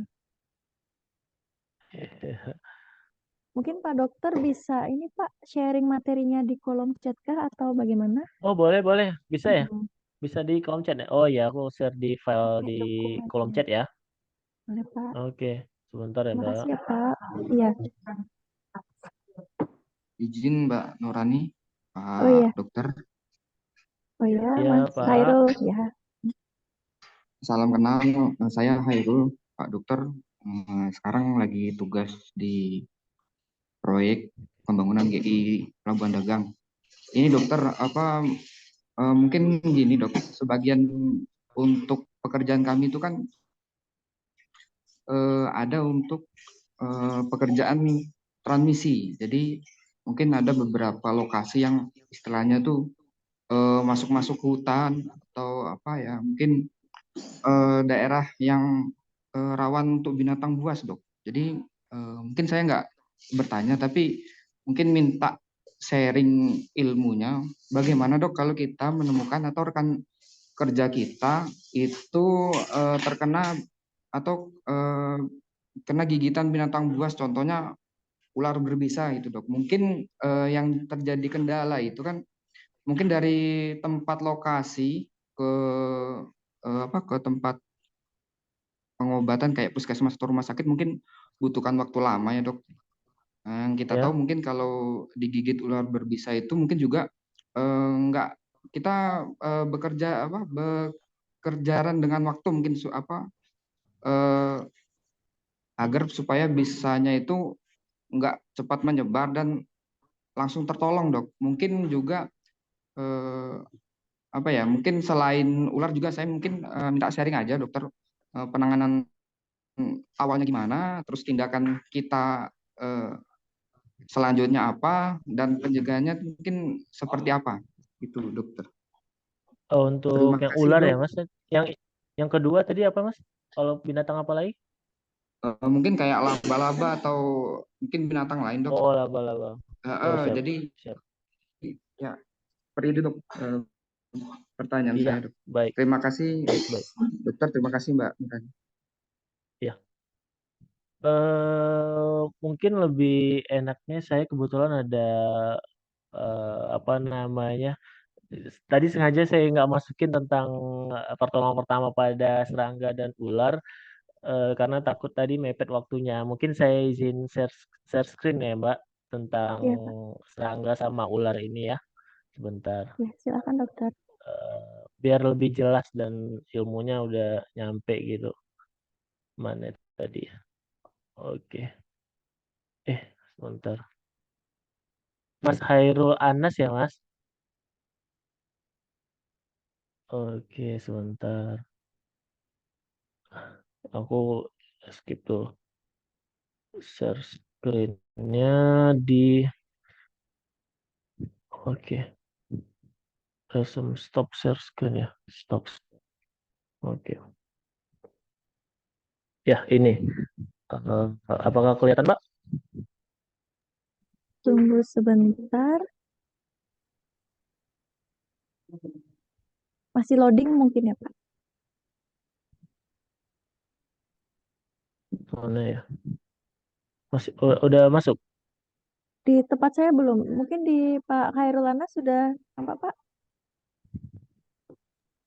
Masih muter, Mbak. Belum tampil, Bu. Belum Masih tampil ya? loading. Aku harus mana gimana nih ya? Bentar. Eh, Diulang lagi mungkin, Pak. Kadang emang gitu, kadang jaringan gitu. Stop, terus diulang Oh, lagi jadi sebentar. gitu ya? Oke, sebentar. Share. Masuk, Mbak? Enggak ya? Oh, Dokter, enggak, belum masuk ya? belum. Belum ya? Oke, kayaknya aku jelasin aja lah ya. Soalnya fotonya Mungkin kayaknya filenya ya terlalu nggak masuk. besar mungkin, dokter. Oh iya, filenya memang besar sih, Mbak. Oh iya, nggak bisa ya kalau terlalu besar ya. Oh iya, baiklah. Untuk masalah ini yang luka karena bisa ular. Jadi hal yang harus pertama kita tahu yaitu ular ini sebenarnya yang dikhawatirkan adalah toksin atau racunnya. Jadi tindakan yang harus kita lakukan pertama yaitu ketika ada teman kita tertusuk ular atau tertusuk ular, kena bisa ular atau digigit ular, yang harus dilakukan yang pertama yaitu tetap tenang, kita bersihkan dulu lukanya menggunakan sabun dan alirkan air. Itu akan nyeri dan bengkak. Jadi pertamanya Masnya harus lakukan dialirkan air, kemudian bersihkan pakai sabun atau antiseptik yang ada. Kemudian yang harus juga tahu, kita harus tahu mengidentifikasi ularnya itu berbisa atau tidak. Sebenarnya saya bisa mau share screen-nya cuma filenya besar. Itu ada tanda-tanda ciri-ciri ular berbisa dan ular tidak berbisa. Ular berbisa biasanya dari matanya itu kelihatan agak lebih ada kelopaknya gitu, tapi kalau ular tidak berbisa biasanya dia bulat bulat bagus gitu. Aku nggak bisa nunjukin fotonya. Nah, kemudian dari ruas di ekor belakangnya itu juga beda ruasnya. Kalau ular berbisa biasanya ruasnya satu-satu gitu, kalau tidak berbisa biasanya bercabang. Nah, kenapa kita harus bisa mengidentifikasi? Ketika kita bisa mengidentifikasi ular ini berbisa atau tidak berbisa, kita akan lebih tenang dan ketika misalnya kita tahu, oh ini yang menggigit ularnya tidak berbisa dan penanganan juga tidak perlu terlalu ekstrim atau terburu-buru. Tapi kalau memang ularnya berbisa dan kita tahu berbisa, itu harus segera kita lakukan penanganan. Nah, pertama lakukan cuci lukanya dan bersihkan pakai sabun luka bekas gigitan ular tadi, kemudian ditutup pakai kain atau kasa steril, kemudian digulungkan kasa atau kain di sekitar kakinya tadi. Ditambah juga selain kita gulung pakai perban atau kain tadi, di sela-sela perban itu kita taruh kayu. Fungsi kayunya itu untuk mengencangkan ikatan perban kita tadi, sehingga kenapa harus dilakukan seperti ini? Kita untuk mencegah memperlambat bisanya tadi naik ke bagian atas tubuh gitu sih. Jadi nggak perlu diikat, malah dilarang untuk mengikat kaki pasien yang tergigit ular karena akan menghentikan perdarahannya. Jadi cukup dilingkari dengan kain atau perban di sekelilingnya. Kayak kita merban pasien-pasien dengan patah tulang gitu, Mas. Jadi itu penanganannya. Cuci pakai sabun, ditutup pakai perban atau kain, dikelilingin atau diikat seperti kita mengikat pasien-pasien dengan apa namanya, patah tulang, seperti itu. Sambil kita tetap harus ke UGD. Dan tapi juga terkadang bisa ular tadi yang bisa bikin langsung henti jantung. Kalau misalnya kondisi pasien henti jantung, lakukan protap yang saya sharing di awal tadi. Dan untuk gigitan serangga bisa dilakukan dengan misalnya di hutan, digigit serangga, digigit tawon kah atau binatang serangga lain, lakukan pertolongan pertamanya seperti ini. Tetap dicuci bekas gigitan, kalau misalnya tawon itu dicabut aja bekas sengatannya, dibersihkan, cuci pakai sabun, biasanya kompres air dingin. Kalau atau kompres air dingin, kompres pakai es itu mengurangi peradangan yang terjadi akibat toksin yang dikeluarkan serangga itu. Kemudian dibebat tekan atau dikelilingin juga, tutup pakai kasa, bawa ke UGD karena ada obat-obat di UGD yang perlu kita masukkan, yaitu anti alergi seperti itu. Jadi pertolongan pertama cuci dan kompres es bagian luka yang terkena gigitan serangga tadi. Kalau ular tadi cukup dibersihkan sama langsung dibebat tekan, langsung bawa ke UGD. Gitu Mas, semoga terjawab. Sayang sekali saya nggak bisa share screen-nya. Izin Mbak Nurani boleh nambah, Mbak? Silakan. Penasaran. Satu lagi Ini boleh. Dok, kalau misalkan untuk kejadian seperti tadi ya, mungkin kita kan bekerjaan dengan waktu mungkin. Mungkin terkait Ya. kayak bisa itu menyebar atau sampai kena ke saraf atau ke jantung, itu maksimal berapa lama Dok kita untuk menuju ke istilah mungkin kayak rumah sakit atau puskesmas untuk menangani luka gigitan binatang berbisa tersebut Dok. Kedua mungkin Oh iya. tambahan lagi Dok. Jadi mungkin kayak saya pernah nonton TV itu kan mungkin ada beberapa binatang yang dia tuh kayak kayak misalkan terancam, dia tuh mengeluarkan kayak sejenis racun seperti menyemprot gitu Dok. Nah Iya, ular. itu misal memang kayaknya saya belum pernah dengar atau pekerja atau pengawas yang mengalami hal tersebut. Ini mungkin antisipasi aja Dok. Misalkan hal itu terjadi di kita dan mengenai mata Dok, itu bagaimana penanganannya? Mudah-mudahan waktunya sempat untuk dijawab. Terima kasih Dr. Labi. Ya, Terima kasih Mbak baik. Nurani. Ya, siap. Silakan Pak Dokter bisa langsung. Untuk masalah lama bisanya mempengaruhi tubuh pasien sih sebenarnya yang lebih berhak menjawab sebenarnya ahli dokter hewan sih Pak, karena tiap ular pasti ada waktu-waktu dan mohon maaf saya belum tahu waktu antar ularnya itu jenis ular ini misalnya ular derik sama ular kobra berapa lama toksinnya itu bisa mengancam jantung atau kecepatan tingkat bisanya itu sebenarnya kayaknya yang lebih paham dokter hewan, mungkin keterbatasan saya. Cuma poin yang harus ditangkap di sini, kalau masalah serangan jantung atau efek pada jantung, ingat selalu prinsip time is muscle. Semakin cepat kita membawa pasien ini ke klinik kesehatan atau layanan kesehatan, itu angka kesembuhannya makin tinggi. Jadi sesegera aja tanpa perlu memikirkan berapa lama toksin ini atau bisa ular ini sampai ke jantung. Yang penting kewajiban atau hal yang bisa Mas lakukan ketika Mas dalam kondisi seperti itu bukan tentang lamanya bisa, tapi pertolongan pertama apa yang Mas sudah lakukan. Artinya lakukan yang saya sebutkan tadi, dicuci lukanya, dibalut pakai dikompresi atau ditekan bagian itu dengan menggunakan kayu yang dililitin di kakinya. Terus untuk ular yang misalnya menyemprotkan ke mata kita, memang beberapa bisa ular itu kadang bisa bereaksi ke tubuh dengan masuk melalui misalnya kelenjar apa namanya dari air liur kita juga dari bagian-bagian organ kita yang misalnya ada apa namanya kelenjar gitu bisa masuk bisa seperti itu. Tapi ketika dia mengenai mata, hal yang harus Mas lakukan segera aliri mata Mas dengan cairan yang bersih. Kalau misalnya ada aqua, air bersih, terus alirkan itu untuk menghilangkan, bisa lakukan selama 10 menit seperti luka bakar tadi. Dialirkan airnya tadi. Itu juga yang kami lakukan ketika misalnya trauma kimia, misalnya terpercik oleh zat yang korosif ke mata, misalnya kena H2SO4 ke mata atau tersiram cuka cuka getah misalnya. Itu di IGD itu tugas kita hanya mengalirkan air atau cairan infus di bagian mata sehingga tidak ada apalagi jenis cairan kan memang memang harus dibersihkan dengan air yang mengalir tadi. Jadi hal yang perlu Mas lakukan yaitu alirkan mata yang terkena bisa ular tadi dengan air sambil menjelang kita ke layanan kesehatan. Itu sih Mas prosedur untuk pertolongan pertamanya. Semoga terjawab. Oke, terima kasih dok. Terima kasih Iya. Mbak Nurani. Oh ya, sudah Iya. terjawab. Baik. Mungkin tadi pertanyaan terakhir ya, Dokter Albi ya. Sayang sekali Iya, ya Pak, kita sama-sama Mbak. mm-mm, Iya, kita waktunya hari ini Jumat soalnya. terbatas waktu juga. Iya. Iya, Mm-mm. semoga Mungkin sudah next time terjawab mungkin. tadi pertanyaannya.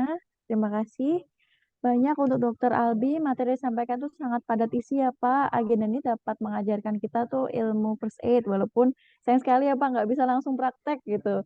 Sebenarnya Iya. saya itu petugas first aid Pak kalau di kantor saya gitu. Oh gitu. Iya, Wah, jadi iya. pengen sebenarnya kalau mau praktek lagi, belajar lagi gitu. Dan kebetulan kantor kami ada Ya, kantor Jambi, mungkin ya Pak, nanti akan ada kerjasama lebih lanjut nanti. Baik. baik. Ya, Mungkin untuk ditunggu Mbak. materi hari ini, saya izin menyampaikan highlight-nya ya Pak. Jadi, first aid itu Ya, bisa tergantung kita berikan bisa tergantung dari dampak kecelakaan itu sendiri. Tadi bisa apakah berdampak untuk jantung, jadi kita harus melakukan apa penanganan di jantung, juga ada penanganan untuk luka tertusuk, tergores, tersayat, penanganan luka bakar, penanganan tersengat listrik, dan penanganan untuk tersedak. Nah, terus tadi tujuan first aid itu kita harus tanamkan ya Pak, untuk diri kita itu tadi untuk menurunkan risiko kematian itu sangat penting karena saat itu kejadian harusnya kita langsung bisa bertindak dihadapkan seperti itu. Kemudian yang kedua adalah agar cedera tidak menjadi lebih parah. Yang ketiga untuk mempercepat pemulihan dan membantu tenaga medis tentunya. Kemudian tadi ada highlight juga yang bagus sebenarnya. Ajal dan takdir itu memang benar di tangan Tuhan, tapi kita ini sebagai manusia itu berusaha untuk menekan resiko keburukan tersebut gitu. Dan semua orang dapat menyelamatkan orang lain. First aid seharusnya dimiliki oleh semua orang. Apalagi di tempat kerja yang beresiko tinggi seperti itu ya, Pak. Ya. ya. Terima kasih Pak Dokter. Izin kita selanjutnya adalah kita apresiasi untuk kehadiran peserta di agenda edukasi TA3 pagi ini. Mungkin kita akan ada undian dengan Wheel of Name. Untuk 3 orang pemenang nanti akan mendapatkan hadiah menarik. Mohon dibantu untuk tim K3LK untuk menampilkan Wheel of Name-nya. Baik. Nama-nama yang ada di sini adalah nama-nama yang sudah mengisi absensi ya. Oke, nanti kita akan catat 3 orang yang beruntung akan dihubungi oleh tim K3LK. Yang pertama, kita spin.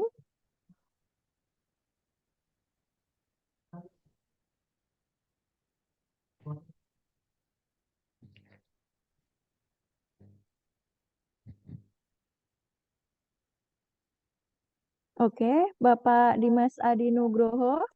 Bapak Dimas Adi Nugroho bisa konfirmasi Pak, masih hadir? Hadir Kak. Oke, terima kasih. Selanjutnya spin bisa di-remove, lalu spin kedua.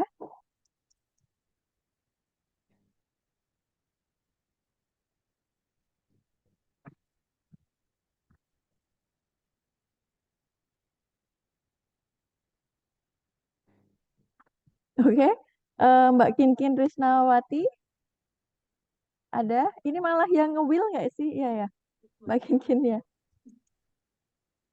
Hadir, Mbak. Oke, baik. Kita remove will of name yang ketiga.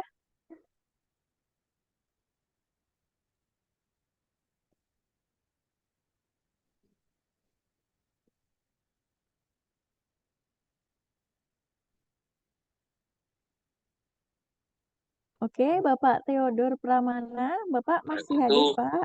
Hadir. Sampai Ya. 0,7 Baik. mega.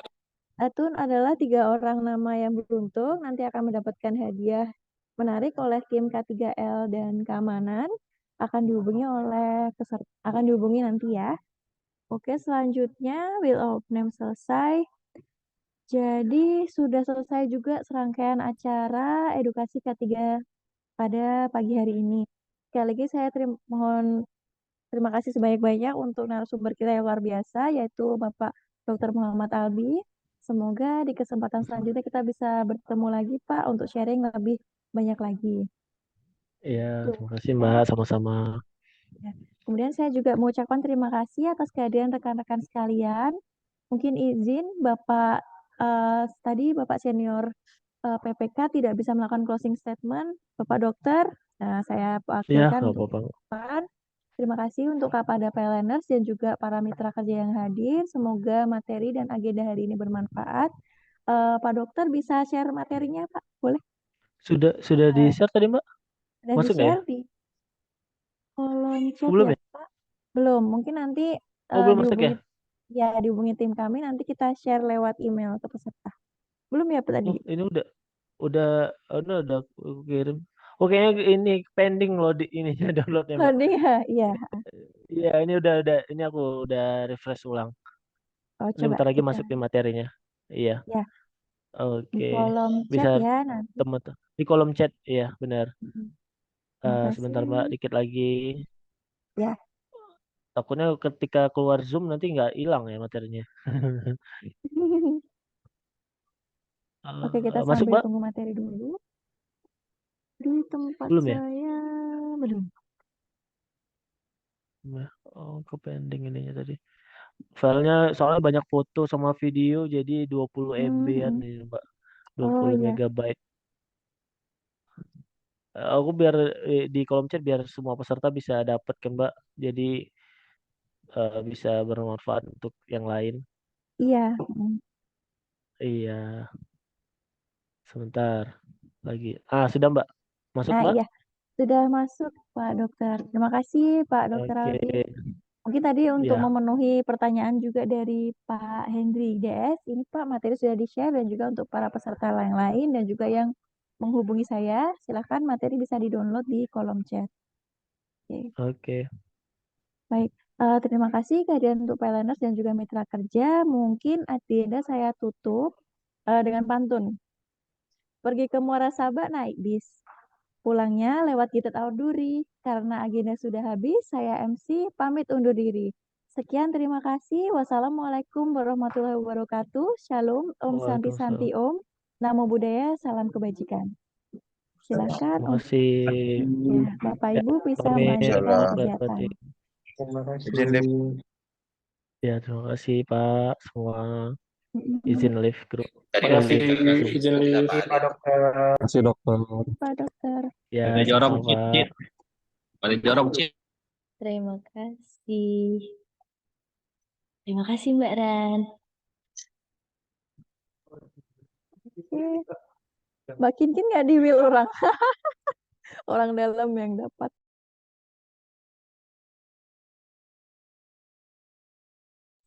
Terima kasih Mbak Rani.